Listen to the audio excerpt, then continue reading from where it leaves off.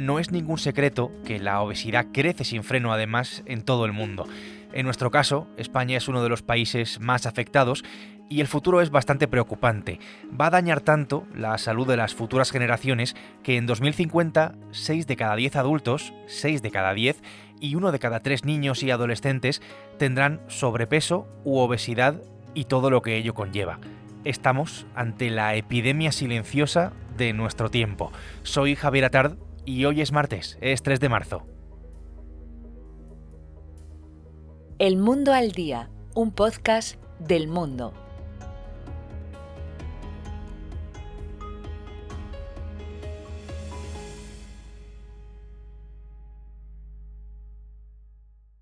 Hola Pilar. Buenas, Javier. Pilar Pérez es la jefa de la sección de salud del Mundo. Vamos a darle cierta continuidad a un asunto que hemos ido siguiendo en los últimos tiempos, como uno de los asuntos entiendo que más nos afecta como sociedad y lo hemos tratado además aquí en este podcast en El Mundo al Día. España, centrémonos en esto, va a ser el cuarto país en obesidad infantil para el año 2050, es decir, dentro de 25 años. Hablamos, y esto hay que remarcarlo, de los países, digamos, ricos. Casi la mitad, el 47%, ahí es nada, de los menores de entre 5 y 14 años tendrá obesidad, y estas son cifras que nos colocan solo por detrás de Chile, Australia y Grecia. Esta es la proyección de la revista médica The Lancet, Pilar. En nuestro país no estamos en un semáforo rojo, sino más bien naranja, como advierten algunos expertos, porque aunque las previsiones nos colocan entre los países, por así decirlo, desarrollados en ese top 10, los expertos advierten que es una advertencia que debemos tener en cuenta, pero que también habrá que ir viendo cómo evoluciona, dado que hay otros estudios españoles, como el estudio Aladino, que recientemente veían estos incrementos, pero que sin embargo advertían de un cierto estancamiento, con lo cual hay que coger las cifras un poco como una advertencia, porque si bien es cierto que entre 5 y 14 años vamos a ocupar el puesto 4, de 15 a 24 años el 9 y más de 25 años seguimos en el top 10, eso sí, en la última posición. Simplemente es un toque de atención importante para que no llevemos a hipotecar la salud de nuestras nuevas generaciones y se puedan poner en marcha políticas de salud pública preventivas a día de hoy o a un corto plazo de aquí a 2030 que tengan en efecto en los próximos 20 años.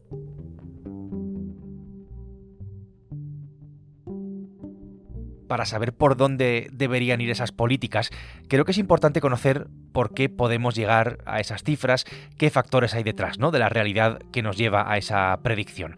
Hay algunos que son bastante claros, creo que los has podido notar. Hablo de los cambios en nuestra alimentación, los cambios en lo que comemos y también en nuestras costumbres. Ahí está el abuso de pantallas, que es algo tan actual, o el sedentarismo. Los hábitos de nuestros niños son los hábitos de los adultos, son los hábitos de las familias, que es algo en lo que hacen hincapié los pediatras. No seguimos ni tenemos el mismo ritmo de vida que nuestros abuelos o nuestros bisabuelos, ni se cocina igual en las casas, ni compartimos los mismos las cenas, las comidas. En muchos casos dejamos que sean los comedores escolares quienes alimenten a nuestros hijos, que en muchos casos lo harán, tendrán más accesibilidad a fruta y verdura y a unos menús regulados. Esto es muy importante. Hemos también dejado a un lado la actividad física. El ocio lo hemos hipotecado a través de las pantallas. Nuestros niños no tienen o necesitarían de más espacios seguros, más espacios que desde las políticas públicas, desde administraciones, ayuntamientos, colegios, haya más actividades extraescolares que sean más, como dicen los pediatras, más enfocados al ejercicio físico, que se promuevan más. Entonces, todo esto es como una serie de factores que van sumando puntos a favor de construir un escudo contra la obesidad, pero en muchos casos son factores de riesgo también de que no se consiga ese escudo frente a la obesidad. En todo esto hay una situación que me atrevería a decir que es ciertamente paradójica. Siempre habíamos presumido, ¿no?, de la dieta mediterránea tan saludable, pero más allá de mitos y de beneficios que los tiene, no se cumple, no la estamos cumpliendo, no la están cumpliendo quienes más tendrían, ¿no?, que cumplirla. Esto lo cuenta Marta Castell, que es pediatra de la Asociación Española de Pediatría de Atención Primaria.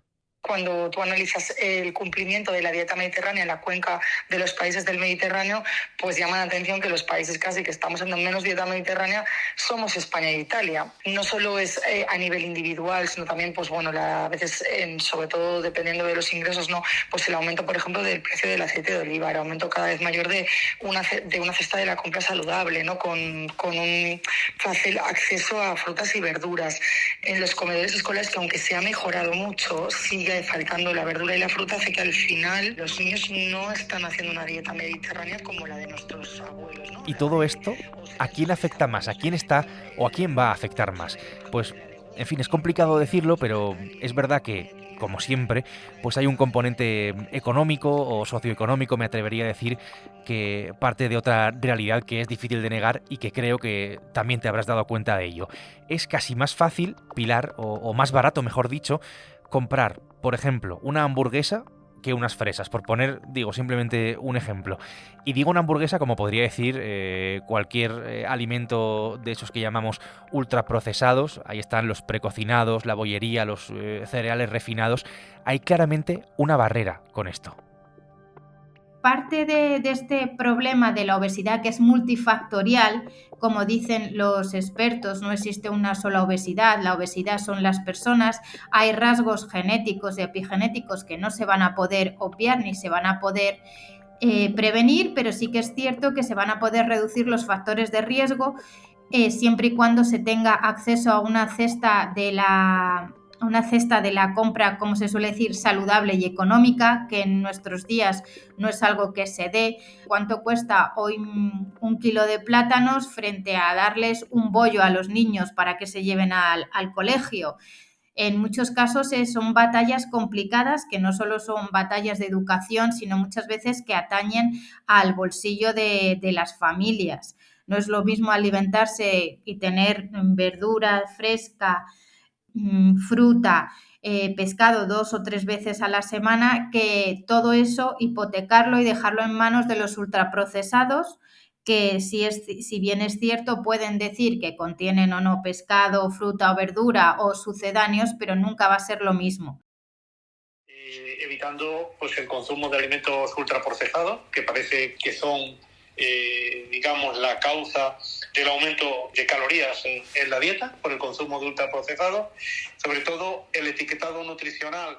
Diego Bellido es el presidente electo de la Sociedad Española para el Estudio de la Obesidad. También hemos querido consultarle sobre lo perniciosa, ¿no?, que es la obesidad. Yo creo que la obesidad en sí misma es el principal factor de riesgo de todas las enfermedades metabólicas, centrándome en la diabetes tipo 2, que van en paralelo. Es decir, más obesidad, más diabetes tipo 2. Si la obesidad está en un... Porque, Pilar, que es mala, que la obesidad es mala, entiendo que es un hecho, ¿no? Porque pese a que ahora tengamos que hablar, como decía al principio, ¿no?, de obesidad preclínica para esas personas que no tienen una enfermedad en curso y de obesidad clínica para aquellas que tienen signos o síntomas de una reducción clara de la función de los órganos o que ven reducida su capacidad para, por ejemplo, realizar actividades que son cotidianas, aquí sí habría una enfermedad crónica activa. Esto lo comentamos la última vez que hablamos tú y yo.